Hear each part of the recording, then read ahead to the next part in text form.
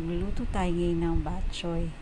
Mga ingredients: kasim, atay, kinchay, luya, asin, sibuyas, at bawang.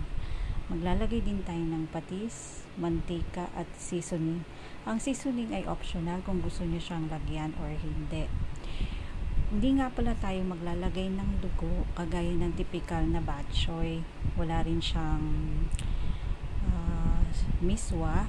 So ang gagawin lang natin, isigisahin lang natin siya, nasasamahan natin siya ng kinchay. Simulan na natin ang pagluluto. Maglagay tayo ng mantika.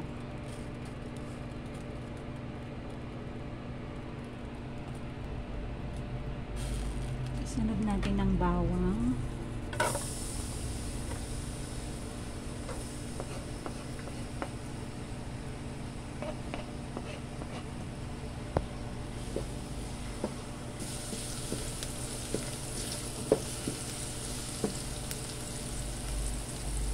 Sibuyas.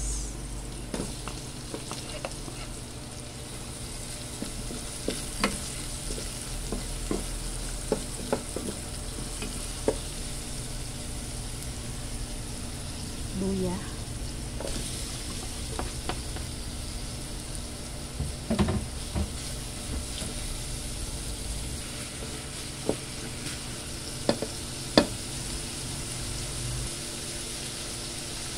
Sunod natin ang baboy.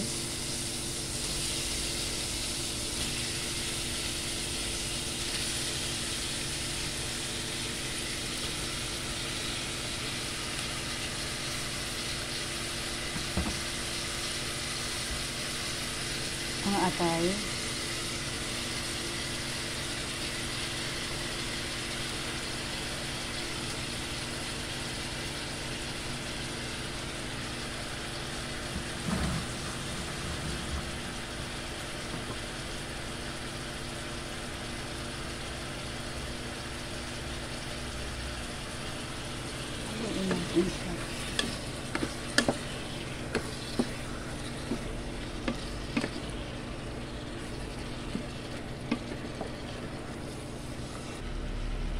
Pagkatapos, lagyan natin ng 2 kutsarang patis. Isa, 2. Takpan muna natin at hintayin nating maiga ang sabaw.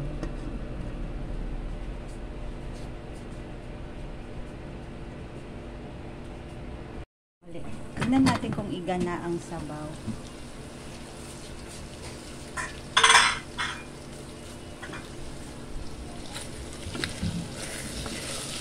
Ayan, natuyo na ang sabaw. Isang kutsa natin siya ng maigi para hindi malansa ang sabaw ng bok choy natin.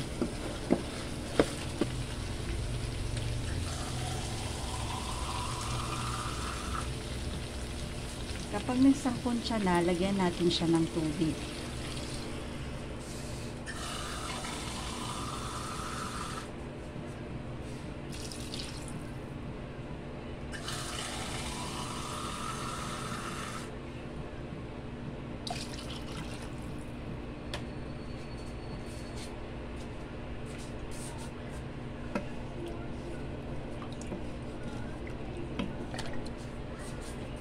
Takpan natin at palambutin. Tignan na natin kung malambot na yung pork. Tikman natin yung sabaw kung tama na yung timpla. Natin siya ng asin.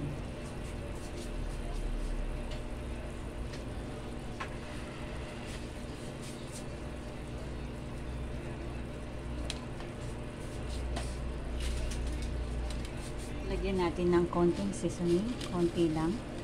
Yan.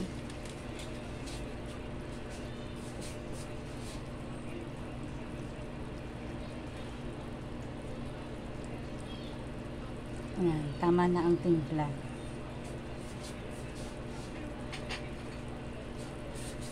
Tingnan natin kung malambot na yung pork.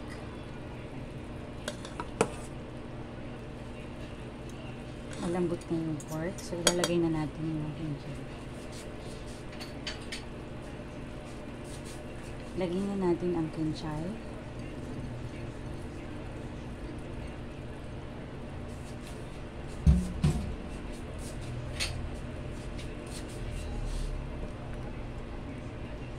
Takpan natin ulit at pakuluan.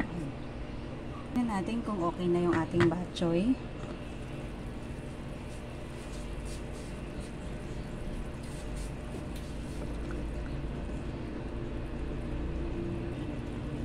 Yan, okay na siya. Kung di pa kayo naka-follow sa aking Facebook page, paki-follow na lang ng Facebook page na Lutong Bahay ni Nanay. At kung di pa rin po kayo naka-subscribe sa aking YouTube channel, please follow my YouTube channel, Lutong Bahay ni Nanay.